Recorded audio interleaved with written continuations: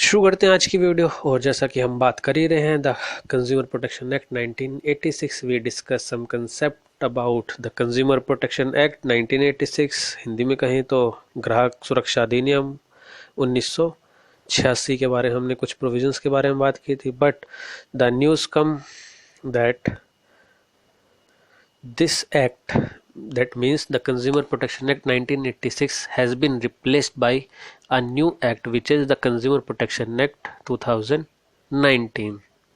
So there may be some changes in new act. So let's take a look on the changes in the new act, which is the Consumer Protection Act 2019. तो changes देख लेते हैं। सबसे पहले बात कर लेते हैं कंज्यूमर राइट्स की। तो in earlier act the consumer right give in the statement of objects and reason, and we can say there is no section in which the consumer rights was given. But in new act the consumer rights are covered under section 2 subsection 9 के अंदर ये rights cover होते हैं।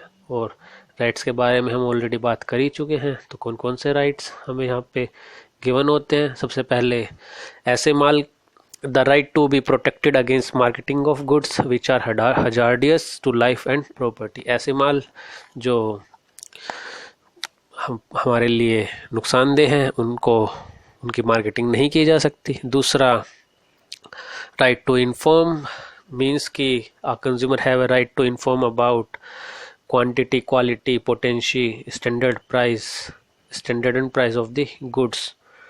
अब तो जो माल है उसके बारे में जानने का अधिकार ग्राहक को है। Third is the right to be assured that wherever possible access to an authority of goods at competitive price। तो जो कंज्यूमर को जो सामान मिले वो प्रतिस्पर्धी कीमतों पे मिले, कॉम्पिटिटिव प्राइस पे मिले। और कॉम्पिटिटिव प्राइस के बारे में मैंने आपको बताया था क्या होता है। कॉम्पिटिटिव प्राइस वह प्राइस होता है जिस प्राइस पर मार्केट में जो गुड्स हैं वो अवेलेबल होते हैं। कि सपोज आप suppose let's say x commodity हम मार्केट से परचेज करने गए, तो मार्केट में जो प्राइस है एक्स कमोडिटी का वो 10 रुपीज़ है, ठीक है। तो दैट इज कॉम्पिटिटिव प्राइस। पर अगर if a seller charges 20 for the same goods, तो that is not justified and the right.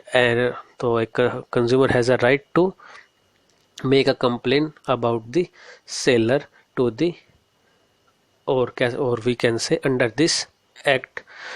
Next right is the right to seek redressal against unfair trade practices। तो unfair trade practices जो हैं उनके खिलाफ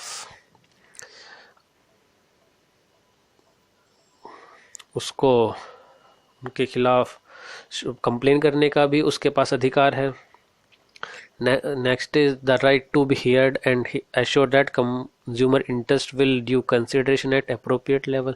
तो ये भी सुनिश्चित किया जाना चाहिए कि जो कंज्यूमर के जो अधिकार है उनको उसकी जो सुनवाई है वेरियस लेवल पे हो सके। और वेरियस लेवल कौन कौन से हैं उसके बारे में बात करेंगे। जो वेरियस फोरम्स बने हैं इस एक्ट के अंडर, वहाँ पे जाके जो कंज्यूमर है अपनी जो कंप्लेन है वो दर्ज करा सकता है। राइट टू कंज्यूमर एजुकेशन, तो जो कंज्यूमर उपभोक्ता शिक्षा का अधिकार, मतलब कि जो ये एक्ट हमें इंश्योर करता है कि जो गवर्नमेंट है, जो फर्म्स हैं, गुड्स प्रोड्यूसिंग फर्म्स जो सर्विस प्रोवाइडर है, ये उनकी लाइबिलिटी है कि जो कंज्यूमर एजुकेशन है वो प्रोवाइड कराएं कंज्यूमर्स के लिए। कंज्यूमर एजुकेशन से means it is a process of awaring the consumer about his और हर राइट। तो जो प्रोसेस है कंज्यूमर को उनके राइट्स के बारे में बताने का, वही क्या है, कंज्यूमर एजुकेशन है। आप टीवी पे एड्स भी देखते होगे, जागो ग्राहक जागो। तो वो एक्ट्स क्यों आते हैं, वो इसी वजह से आते हैं कि जो ये कंज्यूमर जो राइट्स है उसको प्रमोट करने का जो राइट है वो इस एक्ट ने हमें दिया है। और कुछ प्रोविजंस देख लेते हैं यहाँ पे। ये तो हुई बात इसकी, एक और प्रोविजंस देख लेते हैं। और प्रोविज़न है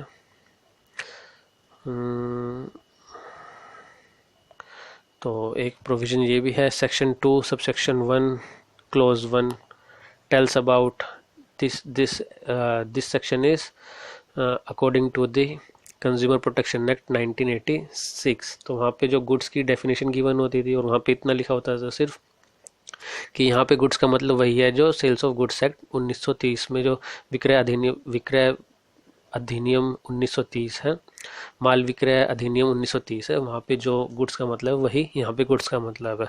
तो उस एक्ट में जो कि था ग्राहक सुरक्षा अधिनियम 1986, उसमें जो अपनी उसकी खुद की कोई डेफिनेशन गुड्स के बारे में नहीं थी।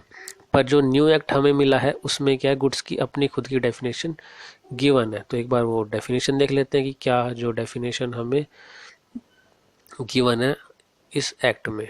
तो under this act, that is consumer protection act 2019, section 2 subsection 21, धारा 2 उपधारा 21 में गुड्स की डेफिनेशन गिवन है। And goods includes every kind of movable property and includes food. तो उसने कहा कि हर तरह की मूवेबल प्रॉपर्टी मतलब वह संपत्ति जिसे एक जगह से दूसरी जगह पर ले जाया जा सकता है, जिसको मूव करा सकते हैं, और उसमें फूड भी इंक्लूड होगा। और फूड का मीनिंग कहाँ पे गिवन है, and the meaning of food is defined under close J of subsection 1 of section 3 में।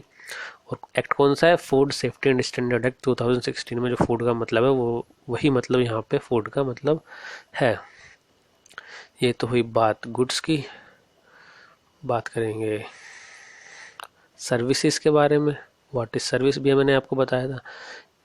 तो in the previous act, the services covered under section 2 subsection 1 and clause O के अंदर डेफिनेशन गिवन होती थी हमें सर्विसेज की।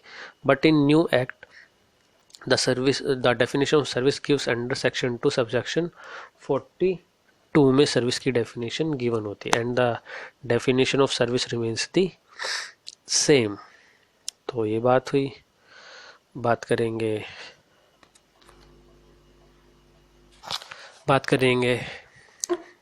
Consumer के बारे में। इन आर लास्ट मतलब, और हम कह सकते हैं previous act, the definition of consumer covered under section 2 subsection 1 close D and सब क्लोज फर्स्ट और second. But in new act the definition of consumer covered under section 2 and subsection